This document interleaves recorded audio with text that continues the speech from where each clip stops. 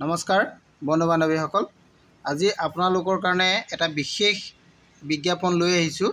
বিজ্ঞাপনটো আপোনালোকে নিশ্চয় থাম্বনেইলত দেখি গম পাইছে আৰু ইয়াতো দেখা পাইছে নিশ্চয়।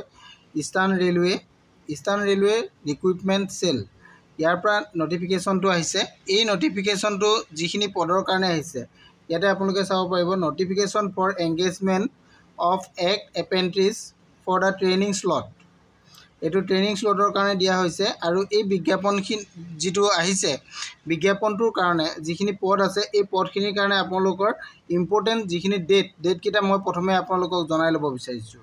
প্ৰথমতে চাওক, যিটো নটিফিকেশ্যন হয়, নটিফিকেশ্যনটো কেতিয়া প্ৰকাশ কৰা হৈছিলে। নটিফিকেশ্যনটো 31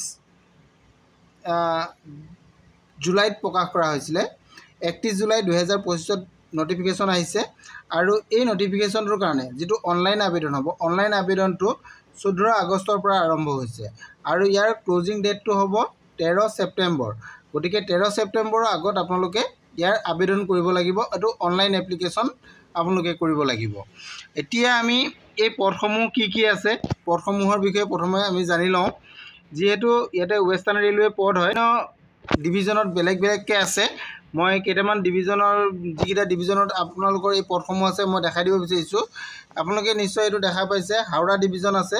হাওৰা ডিভিজনত ইয়াতে কি পদ আছে আপোনালোকে চাব পাৰিব। ফিটাৰ আছে, ৱেল্ডাৰ আছে, মেচ আছে, মেকানিকেল আছে, কাৰ্পেণ্টাৰ আছে, পেইণ্টাৰ আছে, লাইনমেন আছে, ৱায়াৰমেন আছে। ঠিক তেনেধৰণে এনে পদসমূহ আছে। ইলেক্ট্ৰিচিয়ানৰ পদ আছে, মেকানিকেলৰ পদ আছে। এই গোটেই পদখিনি মিলি আপোনালোকৰ ইয়াতে কিমানটা পদ আছে আপোনালোকে ইয়াতে টোটেল পদটো চাব পাৰিব। টোটেল আছে 659 পদ ইয়াতে আছে। এইখিনি আপোনালোকৰ হাওৰা ডিভিজনৰ। নেক্সট ঠিক তেনেধৰণে আপোনালোকে যদি চাব বিচাৰে, লিলুহুৱা ৱৰ্কশ্বপত আছে আপোনালোকৰ এইটো ৱৰ্কশ্বপৰ কাৰণে দিয়া হৈছে। ইয়াতে আপোনালোকৰ এই পদসমূহ যদি আপোনালোকে চায়, ঠিক এনেধৰণে ফিটাৰৰ পাব, মেকানিকৰ পাব, টাৰ্ণাৰ পাব, ৱেল্ডাৰ পাব, পেইণ্টাৰ পাব, ইলেক্ট্ৰিচিয়ান, ৱেয়াৰমেন, ৰেফ্ৰিজাৰেটৰ মেকানিক বা এয়াৰ কণ্ডিশ্যনৰ মেকানিক। ঠিক তেনেধৰণে এই পদসমূহ আছে। ইয়াতো মুঠ পদ আছে আপোনালোকৰ 612টা। এইটো নিশ্চয় দেখা পাইছে। আৰু যদি আপোনালোকে চাব বিচাৰে তেনেধৰণে ডিভিজনবিলাকৰ ৱাইজত ভাগ কৰা আছে। সকলো ডিভিজনৰ কথা উল্লেখ আছে। আপোনালোকে পদসমূহ দেখিছে, ইয়াতে বিভিন্ন পদ আছে। ইয়াতে এইটো ডিভিজনত আপোনাৰ 440টা পদ আছে। আৰু যদি তেনেধৰণে আপোনালোকে চাব বিচাৰে, এইটো এটা ডিভিজন আছে। এইটো ডিভিজনত যদি আপোনালোকে চাব বিচাৰে, ইয়াতো ঠিক তেনেধৰণে পদ আছে আপোনালোকৰ 187 পদ আছে। তেনেধৰণে ডিভিজনবিলাক দিয়া আছে। এইটো মালদা ডিভিজনত আছে। মালদা ডিভিজনতো ঠিক তেনেধৰণে এই পদসমূহে আছে। ইয়াতো ঠিক পদ আছে আপোনালোকৰ 138 পদ। টোটেল এই পদসমূহ মিলি আপোনালোকৰ 2000 ওপৰত পদ ইয়াতে খালী আছে। এই পদসমূহৰ কাৰণে আপোনালোকৰ এটা ভাল কথা কি যে আপোনালোকে ইয়াত কোনো ধৰণৰ ইণ্টাৰভিউ দিব নালাগে বা এক্সাম দিব নালাগে। ইয়াতে ডাইৰেক্ট আপোনালোকৰ মাৰ্কশ্বিটৰ ওপৰত ডিপেণ্ড কৰি ইয়াতে জইনিং দিয়া হ'ব। এতিয়া আমি চাওঁ যে ইয়াৰ জইনিং কৰিবৰ কাৰণে আপোনালোকৰ কিমান ধৰণৰ কি কোৱালিফিকেশ্যন ইয়াতে প্ৰয়োজন হ'ব, সেইকেইটা বিষয়ে মই আপোনালোকক জনাই দিম। ইয়াতে আপোনালোকে ৰিজাৰ্ভেশ্যনো পাই যাব। সকলো কেটেগৰীৰ কাৰণে ৰিজাৰ্ভেশ্যন পাব। আৰু এক্স ছাৰ্ভিচমেন সকলো ইয়াতে ৰিজাৰ্ভেশ্যন পাব। আৰু PWBD কেণ্ডিডেট সকলো ইয়াতে ৰিজাৰ্ভেশ্যন পাব। ৰিজাৰ্ভেশ্যন কেটেগৰীত আপোনালোকে এইখিনি পদসমূহ লাভ কৰিব পাৰিব, কিছু সুবিধা পাব। আৰু ইয়াতে এজৰ কথাটো আহিলে, আপোনালোকে যদি চাই, এজৰ মেইন বস্তুটো হৈছে এজটো আপোনালোকৰ 15 বছৰৰ পৰা 24 বছৰ বয়সলৈকে দিয়া হৈছে। এজটো 15 পৰা 24 বছৰ। ইয়াতে গভৰ্ণমেণ্ট ৰুল মতে যিখিনি কেটেগৰী কেণ্ডিডেটে ইয়াতে এজৰ ৰিলেক্সেশ্যন পাব লাগে, তেওঁলোকে এইখিনি পাই যাব। ইয়াতে উল্লেখ আছে, SC ST সকলে 5 বছৰ পাব, OBC সকলে 3 বছৰ পাব। ঠিক তেনেদৰে PWBD কেণ্ডিডেটসকলে 10 বছৰ পাব। এইখিনি ৰিলেক্সেশ্যন তেওঁলোকে এজৰ পাই যাব।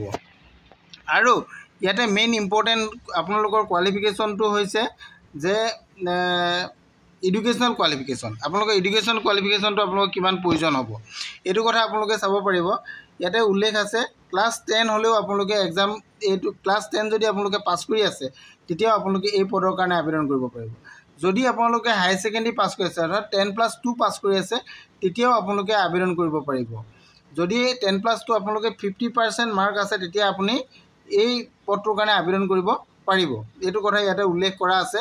যদি আপুনি গ্ৰেজুৱেট হয় তেতিয়াও আবেদন কৰিব পাৰিব, যদি আপোনালোকৰ ITI আছে তেতিয়াও আপোনালোকে আবেদন কৰিব পাৰিব। এইখিনি কথা ইয়াতে আছে, আপোনালোকে বিতংকৈ চাই ল'ব।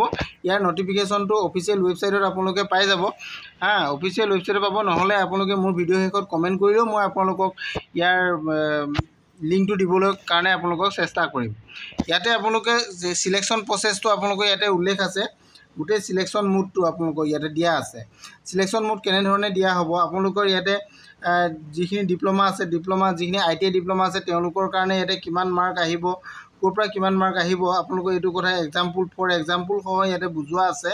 আপোনালোকে এইখিনি চাব, মেট্ৰিকৰ পৰা কিমান % ইয়াতে আহিব, আৰু হায়াৰ ছেকেণ্ডেৰীৰ পৰা আপোনাৰ কিমান % আহিব, ITIৰ পৰা কিমান আহিব, টোটেল কিমান % হ'লে আপুনি এই জবটো লাভ কৰিব পাৰিব।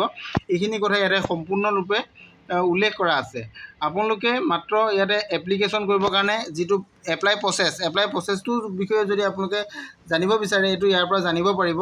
আৰু ইয়াত আপোনালোকে এটা এপ্লিকেশ্যন ফিজ পে'মেণ্ট কৰিব লাগিব, সেইটো হৈছে 100 ৰুপিজ। এইটো নন ৰিফাণ্ডেবল এটা পে' কৰিব লাগিব আপোনালোকে। এইটো আপোনালোকে ৰিফাণ্ড কৰি ল'ব নোৱাৰে। এইটো কথা ইয়াতে উল্লেখ কৰা আছে। 100 ৰুপিজ আপোনালোকে ফিজ পে'মেণ্ট কৰিব লাগিব।